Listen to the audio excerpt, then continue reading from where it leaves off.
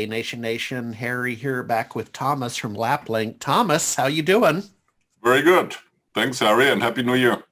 Happy New Year to you too. So this is sort of part three of the series we have marched down the last 6 months on remote work. And I think you indicated your firm LapLink has a new cool tool to help facilitate remote work, because remote work ain't going away, man. Let me tell you. Just did a podcast about it where, before you answer, to give you the context, one of the use cases on this entrepreneurial podcast was a gentleman in Florida who is renovating RVs or flipping recreational vehicles and making a great living at it because, Thomas, remote work. People are now RVing and working. But, sir, what's news? What's news over on your side? Well, last time, apart from the fact that we have a new office, we moved in the meantime. Now I have a different background. So that's fantastic, overlooking downtown Bellevue and the lake, and far behind me, Seattle. But really what changed was when we talked last time, we were talking about the challenges that companies have to keep the home office in the same quality, security, and part of the corporate environment and work environment, and that they struggle really with migrations. And in the meantime, we did two things. First of all, we did a survey with a lot of prospects in the area, and more than two-thirds of all respondents said that they are losing hours, more than a couple hours of productivities, 3 to 5 hours. That is, of course, gigantic. That's not counting IT time. That's just productivity loss. Yeah. So the second thing is we launched a new version in record time. We are very proud of that.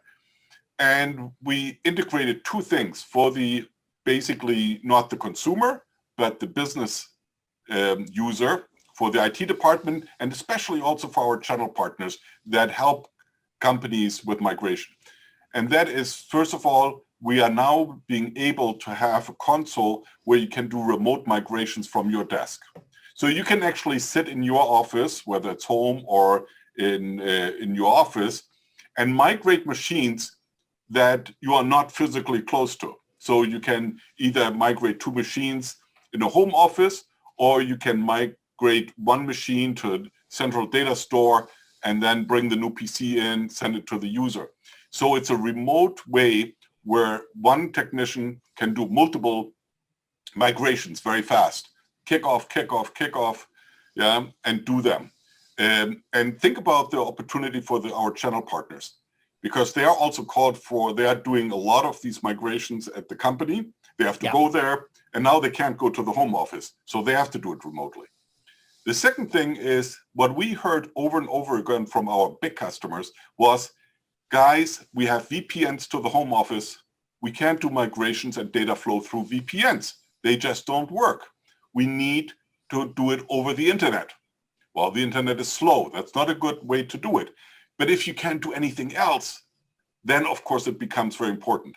So we also made a big breakthrough of being able to connect the home machine perhaps to the AWS implementation by the company, or Google, or the Microsoft implementation in Azure. So suddenly we can connect these machines over the internet. You can do the migration, might be a little bit slow, but also some of the dedicated ones are much faster than the public domain ones where, OneDrive or things like that. So it's not for the consumer, but it's here where our technicians can help them to set it up easily.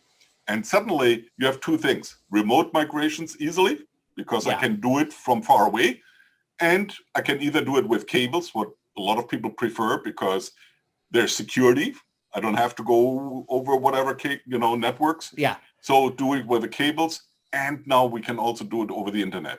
So I'm very enthused about this development, and I think we will have great success in 2021, and help a lot of companies do it, and help our managed service providers who need the same thing. Yeah. Well, what I like about what you're saying, and again, I to repeat myself, but this morning was on an entrepreneurial podcast.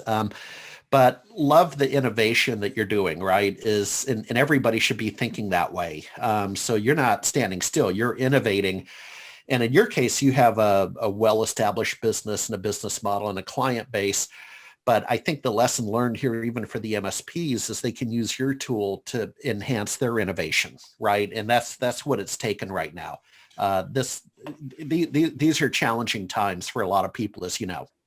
Yeah, because when you get a job to say, well, we need to bring in 5,000 PCs, and they will go to home offices because they need to also be modern. They need the modern desktop, as Microsoft would say. They need that. And how do you do that? Can I bid for that job? I can't bid for the job because I don't have the tools. I can't send my people, all over the country. Now it's also that I can bid for jobs where I'm not physical. So I don't have to constrain my business on my locale where I actually walk and drive to the customer. Yeah. I can also take jobs in other remote areas. And so this makes it much easier and creates more business for our managed service providers and solution providers who are in that business. All right. Let's make that the final word, my friend. So thank you very much for helping us explore remote work. Let's talk soon. Okay, take care. All right.